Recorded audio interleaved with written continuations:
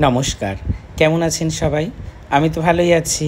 অনেক দিন রান্না করিনি আর রান্নার ভিডিও নিয়ে আসিনি, তাই ভাবলাম আজ রান্নার ভিডিও নিয়ে চলে আসি। বাজার থেকে কিনে নিয়ে এসেছি জ্যান্ত রুই মাছ।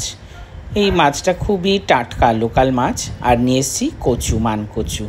তাই ভাবলাম যে মানকচু দিয়ে রুই মাছের ঝোল করি। আমি কচু কাটতে বসে গেলাম। ওদিকে মাছটাকে আমি ধুয়ে মাছের জল ঝরাতে দিয়েছি, আর এদিকে কচুটা কেটে নিচ্ছি।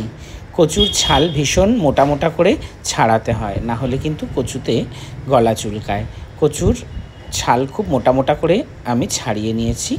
এখন কচুটা আমি সেদ্ধ করতে বসিয়ে দিলাম। পুরোপুরি সেদ্ধ করব না, অল্প ভাপিয়ে নেব। আর এদিকে মাছের জল ঝরে গেছে।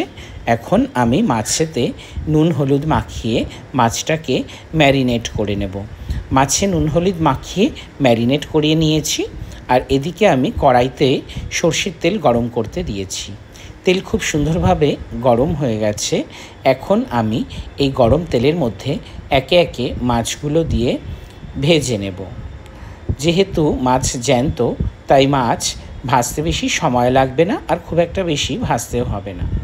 মাছ ভাজা বসিয়ে দিয়ে আমি এদিকে মাছে দেওয়ার জন্য মশলা করে নিচ্ছি। তার জন্য মিক্সি জারে আমি আদা, জিরে, শুকনো লঙ্কা, ধনে, জিরে সব কিছু দিয়ে আমি ভালো করে একটা পেস্ট করে নেব। এদিকে মাছ ভাজা হয়ে গেছে, আর এদিকে কচুটাও আমি হালকা করে ভাপিয়ে নিয়েছি।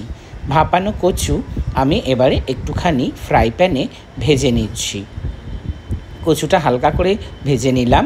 এদিকে আমার মশলা রেডি করা হয়ে গেছে। এখন আমি কড়াইতে তেলের মধ্যে ফোড়ন দিয়ে দেব। ফোড়নে দিলাম গোটা জিরে, তেজপাতা, শুকনো লঙ্কা। এবারে আমি এর মধ্যে বেটে রাখা মশলা দিয়ে দিলাম পরিমাণ মতো নুন, দিলাম পরিমাণ মতন হলুদ। এবারে মশলাটাকে আমি খুব ভালোভাবে কষিয়ে নেব। মশলাটা খুব ভালোভাবে কষানো হয়ে গেছে, মশলা থেকে তেল ছেড়ে দিয়েছে। এবারে আমি এর মধ্যে দিয়ে দেব ভেজে রাখা কচুগুলো দিয়ে আমি মশলার সঙ্গে খুব ভালোভাবে মিশিয়ে নেব।